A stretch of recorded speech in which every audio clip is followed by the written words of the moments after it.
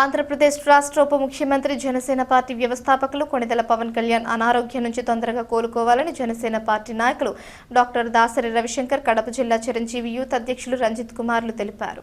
అఖిల భారత చిరంజీవి యువత వ్యవస్థాపకులు స్వామినాయుడు ఆదేశాల మేరకు జనసేన నాయకులు, చిరంజీవి ఫ్యాన్స్ కలిసి గండి క్షేత్రంలో పవన్ కళ్యాణ్ తొందరగా కోలుకోవాలని ఆయన పేరు మీద ప్రత్యేక పూజలు నిర్వహించారు. అనంతరం వారు మాట్లాడుతూ పవన్ కళ్యాణ్ తొందరగా కోలుకుని రాష్ట్రాభివృద్ధికి తన వంతు కృషి చేయాలని కోరారు. పవన్ కళ్యాణ్ తొందరగా కోలుకోవాలని రాష్ట్రంలోని జన సైనికులు పలు ఆలయాల్లో పూజలు నిర్వహిస్తున్నట్లు తెలిపారు. ఈ కార్యక్రమంలో జిల్లా జనసేన నాయకులు, చిరంజీవి ఫ్యాన్స్ పాల్గొన్నారు.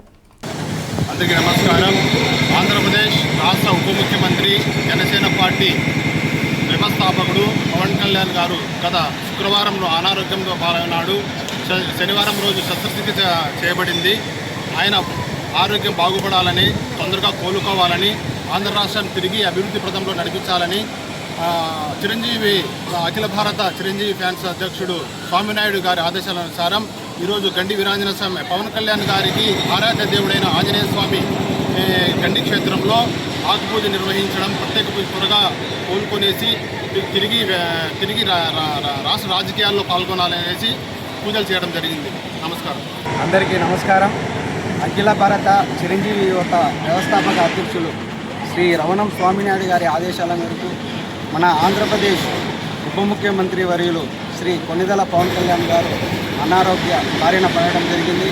ఆయన త్వరగా కోలుకోవాలని, మునుపటిలాగా మరి ప్రజాసేవలోకి వచ్చి ప్రజలకు అందుబాటులో ఉంటూ ప్రజా సంక్షేమానికి, ఆంధ్రప్రదేశ్ అభివృద్ధి ప్రగతికి ఆయన మనస్ఫూర్తిగా కోలుకొని ప్రజల ముందుకు రావాలని ఈరోజు ప్రసిద్ధిగాంచిన మన గండి వీరాంజనేయ స్వామి ఆలయంలో ఆయన గోత్రనామాలతో ప్రత్యేక పూజా కార్యక్రమం నిర్వహించడం జరిగింది.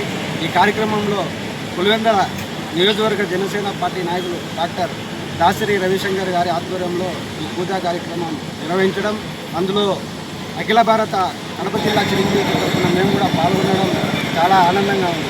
ఆయన త్వరగా కోలుకొని అష్టైశ్వర్యాలతో, ఆయుర్వేదాలతో మా ముందుకు రావాలని మనస్ఫూర్తిగా ఆంజనేయ స్వామిని వేడుకుంటూ సెలవు తీసుకుంటాం.